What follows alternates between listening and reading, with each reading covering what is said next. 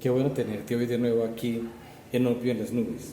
Me llama poderosamente la atención que en una revista de publicación nacional o de circulación nacional aparece una entrevista donde ya muy en serio y en forma se habla de una Asamblea Nacional Constituyente para el año 2026. Si tomamos en serio esta hipótesis, entonces tendríamos que hacer una serie de consideraciones que son necesarias para poder entender las consecuencias de una posible Asamblea Nacional Constituyente, que entre otras cosas sí se puede hacer. O sea, no existe ningún obstáculo ni legal ni constitucional para que el actual presidente de este país pueda citarla. Tras la independencia de Colombia, Simón Bolívar tuvo un proceso hegemónico gobernando a nuestro país, pero vamos a decir que realmente no existía una constitución formal siguiendo todos los planteamientos requeridos. Solo fue hasta Rafael Núñez, otro conservador o más bien otra persona que creía en algunos de los elementos que inicialmente planteó Bolívar para Colombia. Basta recordar que Simón Bolívar en el Manifiesto Capurano planteó claramente su deseo de que la estructura económica de la Nueva Granada, o más bien de lo que se había liberado, tuviera que ver con los principios, valga la redundancia, económicos de Adam Smith. Pero es hasta Rafael Núñez cuando se crea una constitución. Esta arranca a partir del siglo XIX. Cuando se constituye o se crea o se promociona esta constitución, también inicia simultáneamente lo que se llamó la hegemonía conservadora. Hegemonía conservadora que duró no menos de 30 años, hasta que en el año 1930 Enrique Olaya Herrera y los liberales, afectos al socialismo de la época, logran dividir en dos facciones a los conservadores y pues de ahí ya siguen tres gobiernos liberales en sucesión. Luego, en el año de 1991 viene la otra constitución. Habrá quienes valoren más, quienes valoren menos la constitución de 1991. Sin embargo, es una constitución ya mucho más abierta, aparentemente más moderna, pero ideológicamente no está afecta a los principios, digámoslo así, de la economía de mercados. No hablemos de neoliberalismo, tampoco hablemos de principios libertarios, tampoco hablemos de la minarquía, del minarquismo, tampoco hablemos de las libertades negativas, ni propiamente de un capitalismo. La Constitución de 1991 es una muy, digamos, incluyente, repleta de derechos que se le asignan sobre todo al pueblo. Esta Constitución, hasta el día de hoy, no ha sido aplicada en su totalidad. Ha tenido una serie de reformas. Pasaríamos entonces a una posible nueva Constitución, que vendría a partir del año 2026. Muchos dirán que eso es imposible. Legalmente sí se puede. Este sí se puede implicaría que en las elecciones al Congreso del año 2026 la gente tendría un tarjetón adicional donde votaría sí o no por la nueva Constitución. ¿Qué implica entonces esto? Que quien llegue de presidente en el año 2026, sin importar su nombre, el grupo político, en este caso pues los que sí poseen ideología, que son los de la izquierda, y los que vienen a través de procesos relacionados, o como lo llaman ellos, de maquinarias, de estructuras políticas, de burocracias, de negociados, en fin, o sea, la oposición.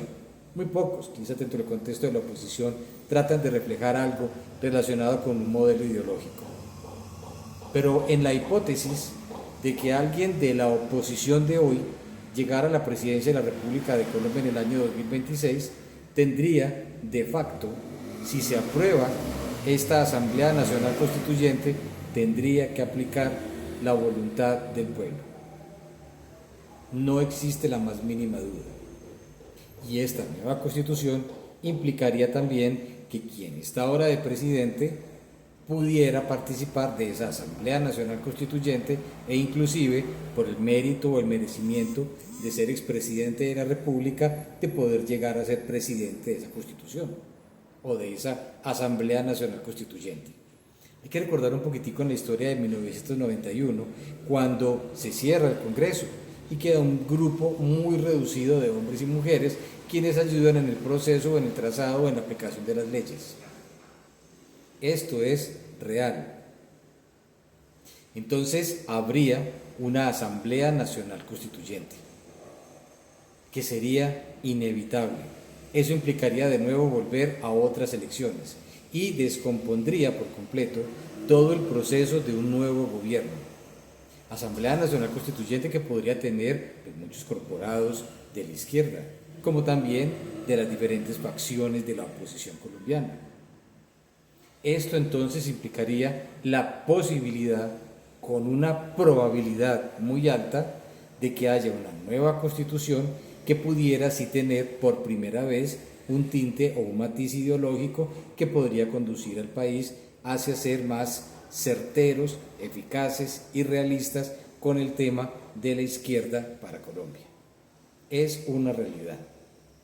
Máxime cuando quien está ahora de presidente y todos aquellos que lo rodean pudieran hacer parte de los corporados que a su vez nos representarían en la Asamblea Nacional Constituyente. Esta Asamblea Nacional Constituyente también va a reabrir el tema de la reelección. La reelección en sí misma no es mala. Simplemente los colombianos, muy al estilo de Santander cuando impone el famoso modelo de las leyes versus un modelo más autoritario, autocrático de Bolívar, se convirtieron en lo que se llaman leguleyos y consideran que una persona en 4 años puede hacer todo tipo de transformaciones. Normalmente un presidente, un gobernador o un alcalde se puede tomar varios meses mientras se inicia el proceso de construcción del mismísimo plan de desarrollo, que se puede demorar hasta aproximadamente 6 meses, mientras es aprobado por el Consejo Municipal, por el Consejo de Planeación, por la CARDER, y es un proceso más o menos similar en el contexto de la República. Esto entonces nos conduciría a que una reelección no es algo que deba ser improbable. Sin embargo, se convierte en temas de novela, en temas de creación de historias, como estamos viviendo hoy en día con todo este tema de Gaza. Muy seguramente las 2 mujeres que iban a bordo de los barcos y que a esta hora pues pueden estar siendo devueltas de Israel hacia Colombia, pues van a ser recibidas en Catán. No sería raro que las lleven a la casa de huéspedes de Cartagena o sean hospedadas en un hotel de lujo en Bogotá. Estas 2 mujeres pertenecían a la primera línea y se fueron de Colombia, pues precisamente porque sabían que habían cometido todo tipo de delitos y tenían que ir a esconderse en alguna parte. Detrás de todo esto que estamos viviendo ahora, entonces nos encontramos con que hasta el mismísimo ministro de Defensa dice que el batallón de cascos azules que está en el Sinaí le pueden dar la orden para que vaya a iniciar un proceso, digámoslo así, de guerra contra los israelitas en representación de la humanidad. Pero la gente está desconociendo lo que ocurre con las azonadas, que es algo gravísimo, pues se está perdiendo el control territorial del Estado y del gobierno colombiano. El ejército está siendo desplazado y las zonas que son desplazadas o de a donde desplazan al ejército son finalmente copadas por la guerrilla o por cualquier otro grupo que vaya en contra, digamos, de la decencia y la honorabilidad. Una crisis fiscal profunda. El Fondo Monetario Internacional acaba de plantear que no hay más dinero para Colombia, y eso hay que verlo bien sencillo. Si el Fondo Monetario Internacional no presta, pues nos vamos abajo.